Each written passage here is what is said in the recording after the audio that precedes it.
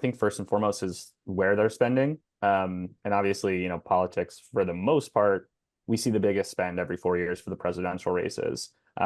So largely, and these numbers continue to increase, specifically around, traditional and broadcast TV. I'm sure if you still have cable, which I do, which is probably fairly surprising, but you see those commercials all the time. And the buying power for political groups is significantly more than our standard dealership. So when we talk about the influence of politics on automotive advertising, we really need to think, how are we still going to capture the audience that we want through different ways? And part of it is getting creative through digital media, connected products, where you're still able to get in front of the audience that you want just a little bit more efficiently. You're not necessarily going to ever be able to win a fight in terms of budget when it comes to traditional media against political groups, because their buying power is just so much more significant. Right, right. And it's about to ramp up. So very, very timely, very hot topic. Tim, I think you, speaking from an Amazon perspective, have a very different view on it. How does Amazon see politics in the mix here? Yeah, I guess I like to think about advertising in the form of like trading attention. So if you kind of break it down at its core, you're really vying for a customer's attention in that 30-second or 15-second window. And one of the challenges in a political year in a traditional linear TV environment is that you're as a viewer and as an advertiser, you are in the middle of political commercials and political pods, typically one right after another. And that makes it really challenging for an advertiser to really break through the clutter. So when you think about Amazon in particular, we actually do not allow political advertising within our owned and operated properties.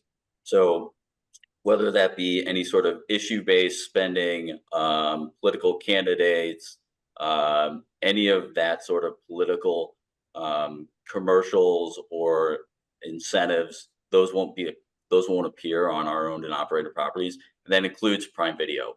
So Prime Video is launched the capability to have ads supported in January. So I'm sure everybody on the call has watched something on Prime Video.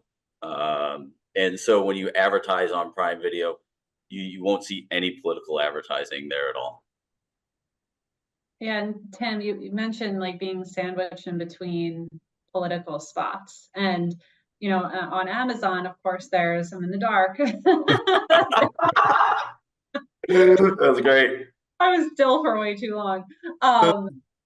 There's of course, the lack of political advertisements, which is an awesome option, but within, like the other connected TV, connected radio environments where they're heavy investments and we want to have a presence, but then it's how are we appearing within that? So when we're switched between those two advertisements, it kind of, I guess, to me means that we have to be prepared for what our branding is, because there's so much negativity within those advertisements. You have to be really, really careful about how you're separating yourself from that negativity. So it goes back to even just not even thinking about where our ad is necessarily placed, but more so the messaging at that point. How are we breaking through the clutter? How are we breaking through it in a positive way that is disruptive from that negative messaging we're stuck between? That's yeah, I did, just as like a funny sidebar, I saw a commercial yesterday on TV. I forget what station or what streaming service I was watching, and it was just a silent commercial with their name and a logo, and it was almost like a screensaver with a QR code. And I just thought that it was a really interesting way to break through the clutter, because there was a call to action, and it was enticing. So creative definitely will drive a lot of action. Absolutely. Yeah. Are you talking about like the bouncing windows looking one? It was very similar. Like it was just a still photo with some background music, and it made me look up. So job well done. Right. Well, that's what it all comes down to. How do I get someone to pay attention in this cluttered, loud space? And speaking to the audiences where they are and how they want to be is everything, and it's a repeated conversation over and over again. But in order to identify those audiences, we have to talk about first-party data, right? It's cookie deprecation was a hot topic last year, and it still is, along with first-party data. Sarah, what do people need to know about the cookie deprecation, first-party data hot topic right now?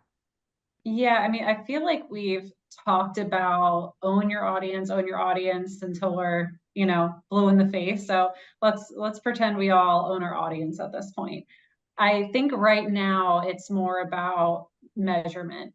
So do you have the right tools at your disposal to be able to understand the nonlinear path of a conversion? And when I say a conversion, I mean like actually buying a car, to be able to then associate that to different advertising investments. So right now, a lot, if not majority of them, analytics platforms really focus on device traffic. So if I'm at work right now and I start shopping for a car on my lunch break, of course, and then I go home and then I'm on my phone shopping for the car on the same website, what platforms are going to identify me as one person?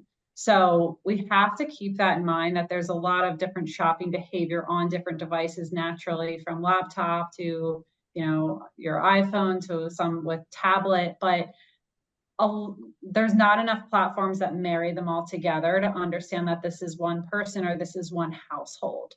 And then from there, it's how do we actually activate media on that household? So going from measurement to actually influencing now. So then going beyond just let me show an ad to this person on their phone to let me show an ad to this person on their phone, but also on their connected TV and also on their iPhone and also on their laptop. So really kind of immersing that individual or that shopper across all devices within a household versus just seeing out as one-to-one. So again, when it comes to first party data, that messaging has been out there for a while now and has been talked about so much over the last year about owning the first party data. But now think about it as, do we have the tools in place to properly measure that first party data truly end to end?